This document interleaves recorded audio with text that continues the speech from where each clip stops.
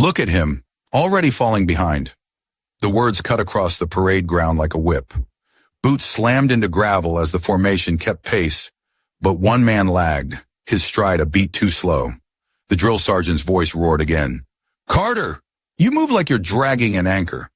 You want this platoon to carry you, Private? Laughter rippled through the ranks. Sweat ran down Carter's back. His throat burned, and yet he stayed silent. In that silence, the humiliation weighed heavier than the rucksack on his shoulders. Every eye was on him, and none with mercy. He wondered just for a second if they were right, if he really didn't belong here. By the time they reached the barracks, the mockery hadn't cooled. Corporal Henderson, the loudest of the recruits, waited by the door. Hey, Professor, he sneered. You gonna write us a book on how to fail PT? The others chuckled, hungry for someone to push lower than themselves. Carter kept his eyes forward, boots hitting the concrete in steady rhythm. No answer. He knew his words wouldn't change their minds. Silence was safer. Inside the barracks, the air smelled of sweat, polish, and damp canvas. Beds lined up in perfect rows, boots squared beneath them. Discipline was law, and weakness was a crime. Carter set his duffel down and began unpacking. His hands shook as he folded his shirts with the precision the sergeants demanded. Henderson leaned against a bunk across the aisle, smirking. Bet you don't even know how to lace those boots right. City boy hands, soft as butter. Another round of laughter. One soldier, Ramirez, looked up from shining his boots. He didn't say anything, but his eyes lingered on Carter, a flicker of sympathy quickly hidden. The first inspection came brutal and fast. Drill Sergeant Miller stormed in, eyes scanning every cot, every locker. His boots hammered the floor like artillery. He stopped at Carter's bunk. This disaster is your standard? Shirts folded too slow, boots not lined exact enough. He swept everything onto the floor with one shove, leaving Carter scrambling to pick it all up. You think this is a hotel? You think we're here to hold your hand? Miller's voice boomed, and the platoon watched, some smirking, some avoiding Carter's eyes. Carter knelt in silence, gathering his things, shame burning through him. That night, the barracks hummed with low talk and muffled laughter. Henderson bragged about how he would make squad leader, how he'd whip this platoon into shape. Unlike Carter, he added loud enough for all to hear, who's just here for comic relief. Carter lay on his bunk, staring at the ceiling. He didn't respond, didn't move. He reached into his pocket and pulled out a small, worn photo. His father in uniform, younger, proud, standing at attention. Carter stared at it for a long time. His father's eyes seemed to ask him a question he couldn't shake. How much are you willing to endure? The days bled together with drills, sweat, and constant ridicule. During cadence runs, Carter's voice cracked as he tried to keep up. Henderson barked at him between chants. Sing louder, weakling. Oh, wait, you'll be gone before graduation. The platoon roared with laughter again. Ramirez glanced back once, almost like he wanted to say something, then turned away. Carter pushed harder, lungs screaming, throat raw. Still, he refused to fall out. Chow Hall was no different. Soldiers filed in, trays clattering, voices echoing. Carter sat alone at the end of a table, spooning cold eggs into his mouth. Henderson walked past and slapped the tray, spilling food across the table. Oops, Butterfingers. Guess you don't need the calories anyway. Carter stared at the mess, fists tightening under the table. He said nothing, swallowed the heat in his chest and began cleaning. Across the hall, Ramirez watched quietly, his jaw tight, but he didn't interfere. No one ever did. Each night when lights went out, Carter studied the field manual under the dim glow of a flashlight shielded by a blanket. He traced maps, memorized procedures, mouthed cadences until his throat went dry. The others mocked him for it. Professor with his bedtime reading, Henderson whispered. But Carter kept going. He had no intention of proving them right. On the seventh night, as Carter tucked the manual under his pillow, Ramirez walked by. He paused just a moment, dropped a small protein bar on Carter's blanket, and kept walking without a word. Carter stared at the bar, his throat tightening. It wasn't much, but it was the first sign he wasn't completely alone. Still, the weight of prejudice pressed harder each day. Henderson grew bolder, the sergeant harsher. Carter felt every insult like a bruise he couldn't show. Yet he never broke. He carried the shame quietly, every step heavy, every drill another chance to stumble. And yet, somewhere deep down, a spark refused to go out. I thought that was the end of it. Just another day of humiliation. But what I never expected was how fast everything could change, and how the same people who laughed would soon see me in a way they never imagined. If this story resonates with you, don't forget to hit the like button and subscribe to the channel so you won't miss the next chapters of this journey. Rain hammered the parade field like 1,000 tiny fists, soaking every recruit to the bone. We were out there again, punished for falling short in drills. The mud swallowed our boots with every push-up, every burpee, every crawl across the grit. My arms shook, lungs burning, but I stayed down, forcing one more rep and then another. Drill Sergeant Miller's voice cut through the storm. "Carter, you'll never be a soldier if you move like a drowning man." Laughter came from the line, laughter that carried Henderson's sharp edge. He was louder than the thunder, mocking every stumble I made. "Better call his mama. She can knit him a sweater so he doesn't catch cold." My face pressed into mud, but I didn't respond. I just pushed harder, because deep down I knew silence was the only answer I could give them. When the punishment ended, we dragged ourselves back toward the barracks, water dripping from helmets and sleeves. Inside, the air smelled of damp socks and boot polish. Henderson strutted past me, bumping my shoulder on purpose. "One more day and you'll wash out, Carter." No shame in it. This life ain't built for soft hands. I clenched my jaw and kept walking. Ramirez glanced over from his bunk, eyes steady. He didn't speak, but there was something in that look. Like he saw more than the others did. Like maybe, just maybe, I wasn't as invisible as I felt. Later in the chow hall, trays clattered and voices echoed. I sat near the end of the table, my food untouched. Henderson swaggered in, tray loaded, voice booming. "Hey, Professor, you studying your eggs? Gonna write a thesis on scrambled?" The others laughed, banging fists on tables. I swallowed, staring at my plate. "Leave him alone, Henderson," Ramirez said softly. It wasn't loud, not enough to start a fight, but enough for me to hear. Henderson sneered. "What's the matter, Ramirez? Got a crush on the professor?" More laughter, cruel and heavy. My cheeks burned, but I forced my hand to pick up the fork, shove a mouthful in, just keep moving, just keep breathing. That night, lights out came, and the barracks fell to whispers and snores.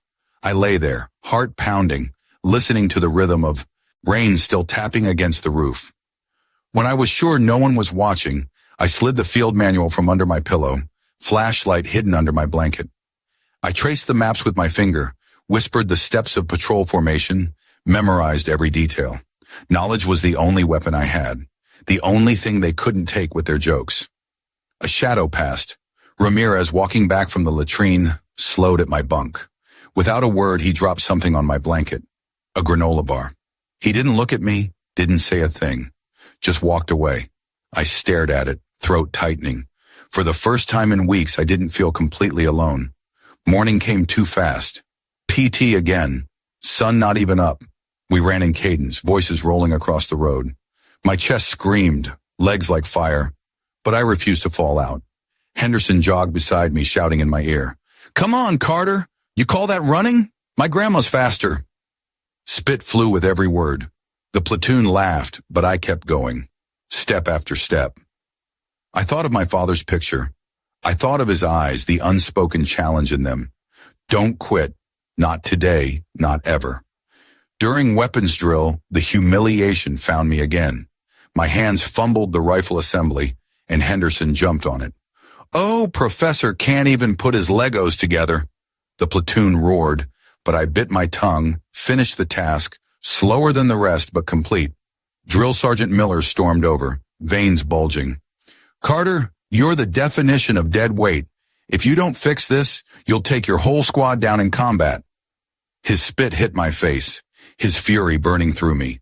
And yet I stood at attention, eyes forward, refusing to let him see the sting. Days blurred, more drills, more ridicule, more nights with the manual under my blanket. Little by little, though, things changed. I shaved seconds off my obstacle course run. I scaled the rope faster than before, still near the bottom, but climbing. Ramirez noticed. "You're getting there," he muttered once, as we walked back to the barracks. Just 3 words. Quiet. But they hit me harder than any insult Henderson had ever thrown. And then came the moment. The explosive shift no one saw coming. We were ordered to complete the endurance test. Obstacle course, full gear, followed by a timed run back to formation. I started slow, dragging behind as usual. Henderson mocked me, loud as ever. "Try not to break a nail, Professor." The laughter was cruel, echoing through the course. My arms screamed. On the monkey bars, mud clung to my boots. Lungs felt like fire. But step by step, I kept going. At the rope wall, Henderson climbed fast, but slipped halfway up, crashing into the mud. He cursed, tried again, slipping worse with every attempt. The platoon laughed this time. Not at me, but at him. And there I was, dragging behind, quietly reaching the wall. My hands found the rope. My feet dug in. I climbed, slow but steady, not slipping, not falling. At the top, I paused, looked down. Henderson still flailed below, his face red, his fury boiling. I pulled myself over and dropped down the other side. For the first time, the laughter wasn't at me. It was at him. The silence that followed was heavier than thunder. By the time I reached formation, dripping with sweat and mud, I wasn't last. Henderson staggered in behind me, cursing under his breath. Drill Sergeant Miller's eyes scanned us all. His gaze landed on me, hard and unblinking. He didn't smile, didn't soften, but he gave a single nod. A nod that said, "You didn't quit." A nod that said, "Maybe you belong." And in that moment, for the first time since I arrived, I believed it too. That night back in the barracks, I sat on my bunk polishing my boots. Henderson was silent. His pride cracked. Ramirez passed by and stopped. "You shut him up today," he whispered, a faint smile breaking his usual calm. I didn't answer. I just kept polishing, the steady rhythm of cloth on leather calming me. Because I knew this was only the beginning. The fight wasn't over, but for the first time, I wasn't carrying it alone. And what I never expected was how quickly things could turn. Because the next test wouldn't just challenge me, it would break open the entire platoon in ways none of us were ready for. It was pitch black when they woke us.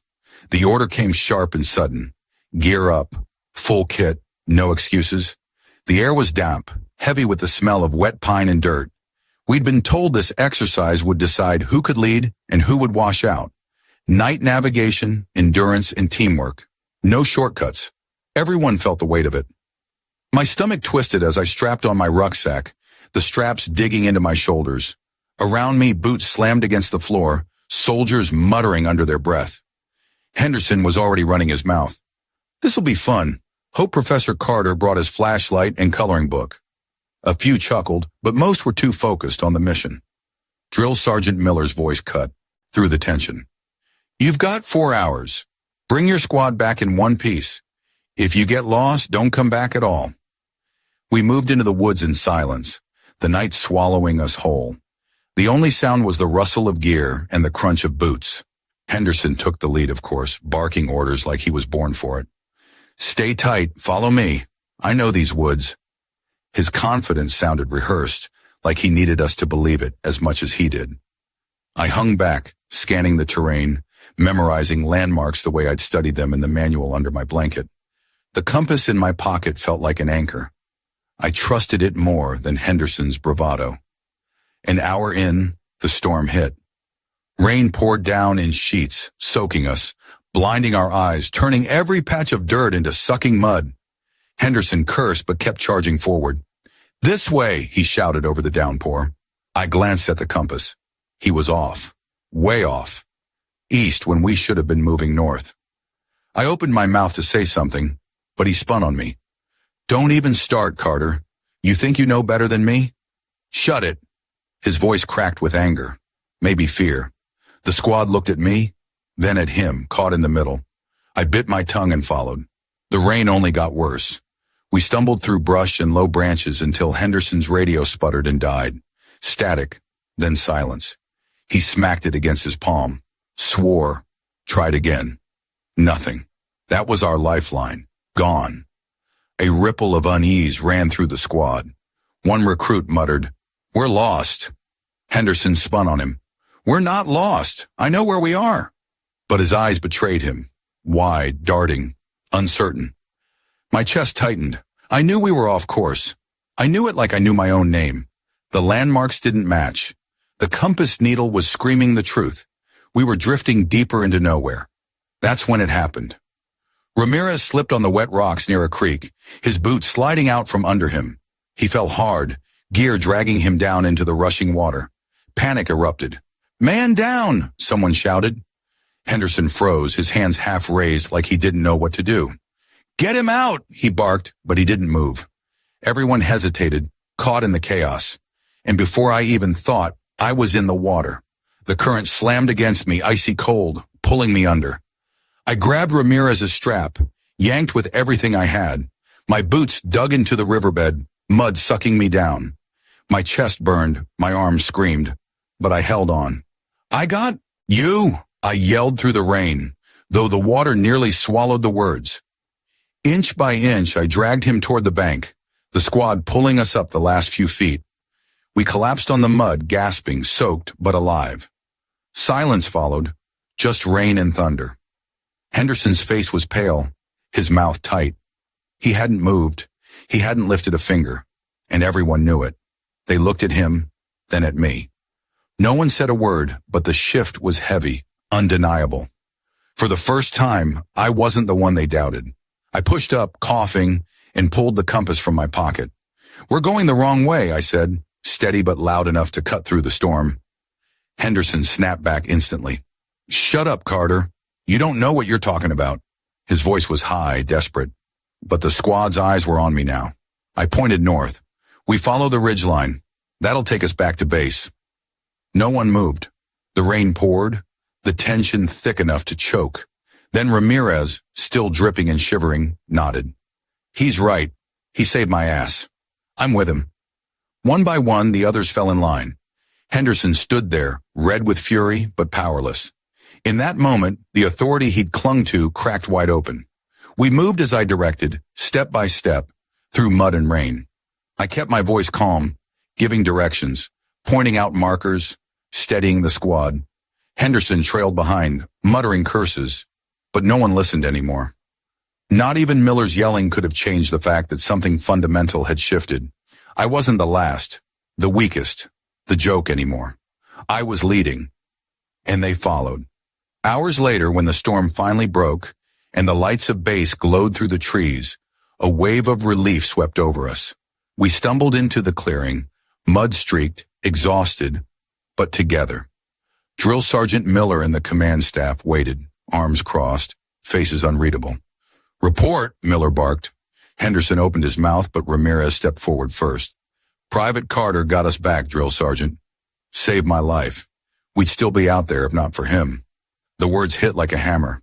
Henderson's face drained of color. Miller's eyes shifted to me, sharp, piercing. He didn't smile, didn't soften, but I caught it.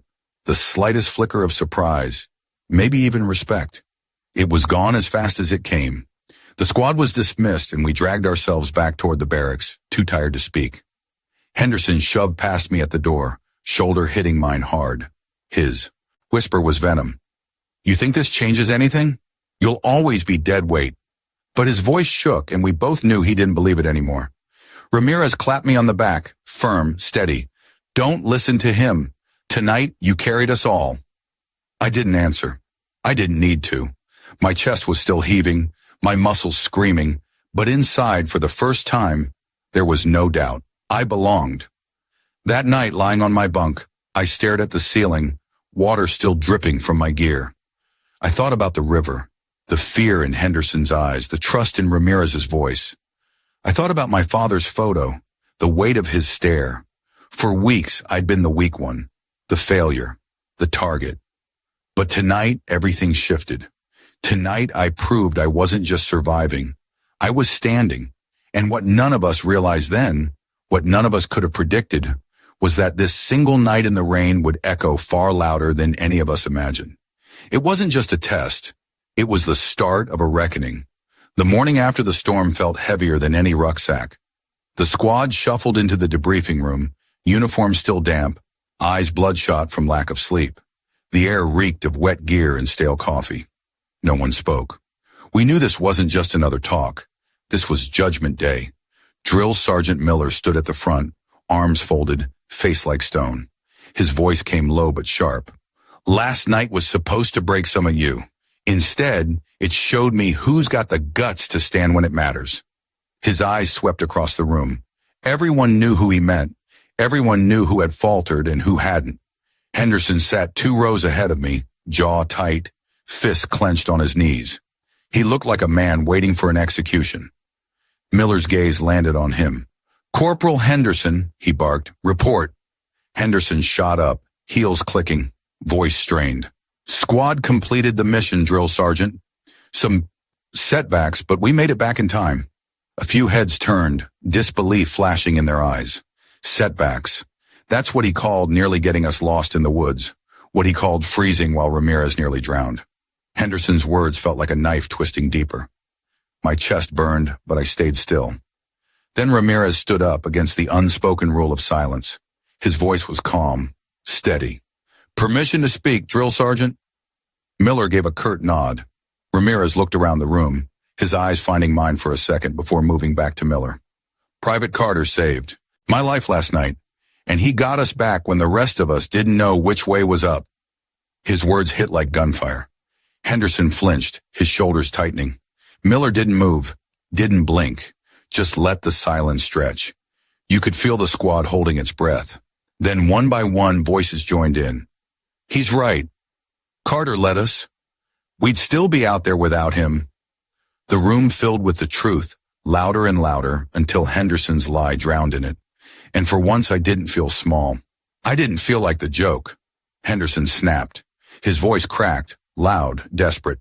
"You're all blind. Carter's nothing. He's weak. He's been dead weight since day one. You think one lucky night makes him a leader?" He spun on me, his face twisted with rage. "You think you're better than me? You're nothing, Carter." The words spit from his mouth like poison. For a moment, the old humiliation threatened to rise, the shame of weeks spent at the bottom, but this time it didn't stick. Not after last night. Not after pulling Ramirez from the river. Not after finding the ridge line when Henderson's pride nearly buried us all. I didn't rise to his bait. I just sat there steady, eyes locked on his, silent. That silence crushed him more than any insult could. Miller finally broke it. His boots slammed once on the floor, echoing like a shot. "That's enough." His voice cut the air like a blade.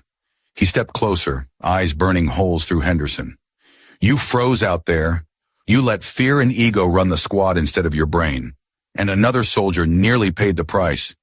Henderson's face drained of color. Miller's words were the verdict, final and unforgiving. Then Miller turned to me. For weeks he'd done nothing but tear me down, strip me raw in front of the platoon. Now his voice carried a different weight. "Carter, you carried your squad when it mattered. You didn't quit. You didn't break. That's what keeps men alive." He didn't smile, didn't soften, but he didn't need to. In this world, respect wasn't handed. It was earned. And last night, I'd earned it. The squad dismissed in silence. Henderson stormed out first, his boots hitting the floor like gunshots, anger spilling off him. No one followed. They kept their distance. The rest filed past me with quiet nods, subtle but heavy. Ramirez was last. He clapped a hand on my shoulder firm. "Told you they'd see it." I nodded, throat tight, words stuck somewhere deep. In that moment, I realized something had shifted forever. I wasn't invisible anymore. Back in the barracks, the atmosphere was different. Henderson sat alone on his bunk, staring at the floor, jaw tight. No jokes, no smirks. The others avoided him. Their respect burned away. When I walked in, the chatter died. The same voices that once mocked me now fell quiet. It wasn't fear. It was recognition. Silent acknowledgement. My boots thudded against the floor, echoing in the sudden stillness.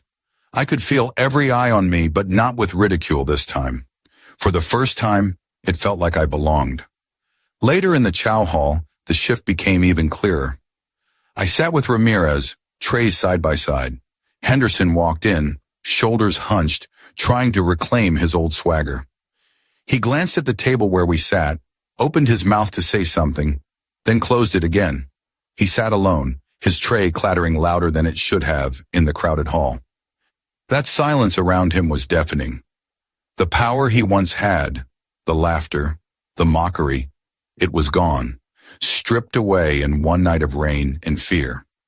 That evening, as the sun set, the barracks buzzed with low chatter. I pulled out the photo of my father again. His uniform, his eyes, that unspoken challenge. I thought about everything it took to get here.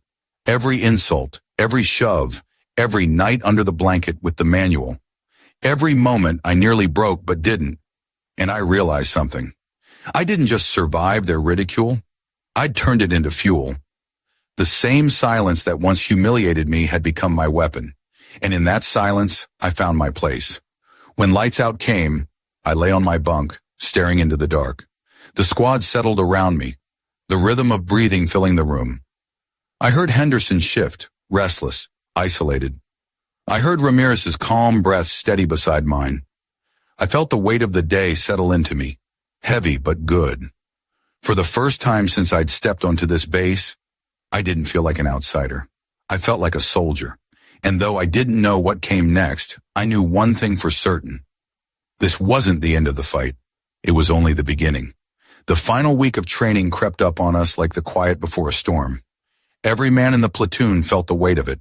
Boots polished until they reflected the fluorescent lights. Bunks tightened so sharp you could bounce a quarter. The air carried a tension you could taste, like metal on the tongue. We were no longer just recruits. We were on the edge of becoming soldiers. But not everyone was ready to let go of the past. That night in the barracks, Henderson broke the silence. His voice was low but sharp enough to cut through the hum of whispered talk. Don't think one lucky night makes you a hero, Carter. He didn't look at me when he said it, just stared at the floor, fists clenched on his knees. For weeks, his pride had been unraveling, thread by thread. Now it was nothing but scraps. I didn't answer. I'd learned silence was stronger than any comeback. Ramirez shifted on his bunk across from me, his eyes narrowing. He finally spoke, his tone calm but firm. He's not trying to be a hero, Henderson. He's just doing what you couldn't. The room went still. No laughter this time. No chorus to back Henderson up. Just silence, heavy and absolute. Henderson looked like he might explode, but he said nothing. He knew it was over. Morning formation came cold, the kind of chill that bit through fatigues and skin alike. We stood in the gray dawn, rows straight, eyes forward. Drill Sergeant Miller paced in front of us, boots crunching on the frost. His voice carried like thunder. Some of you came here soft. Some of you came here thinking you knew what soldiering was. You didn't. But you've been broken down. You've been tested. And now you've earned the right to call yourself something more. His eyes landed on me just for a second. Not long enough for anyone else to notice, but long enough for me to feel it. That flicker of acknowledgement. That silent respect. For weeks, his words had been knives. Now his silence said everything. After chow, the platoon drifted back to the barracks quieter than usual. There was no more mocking, no more jokes at my expense. Henderson sat alone again, shoulders slumped, the fight gone out of him. No one joined him. The isolation was punishment enough. Ramirez walked beside me, nudging my shoulder. They respect you now, even if they'll never say it out loud. I gave a small nod, gripping the strap of my pack tighter. Didn't need their respect, I said softly. Just needed to know I could stand. He smiled. Well, you did, and we saw it. That night, I pulled the photo of my father from my locker again. His face in uniform, his steady gaze, the unspoken challenge in his eyes. For the first time, I felt I could look him in the eye. For the first time, I felt like I wasn't just carrying his name. I was carrying his legacy. The barracks were quiet around me, the steady rhythm of boots. Being polished, gear-checked, last letters written home. I slipped the photo back into its place, not as a burden, but as a reminder of what I'd become. Graduation morning arrived crisp and clear. Flags snapped in the wind, families gathered on the bleachers, and the platoon stood in perfect formation. As the anthem played and the salute came, I felt the weight of every moment that led here. The humiliation, the laughter, the rain, the silence. Henderson's downfall, Ramirez's quiet support, Miller's nod, and my own choice, again and again, not to break.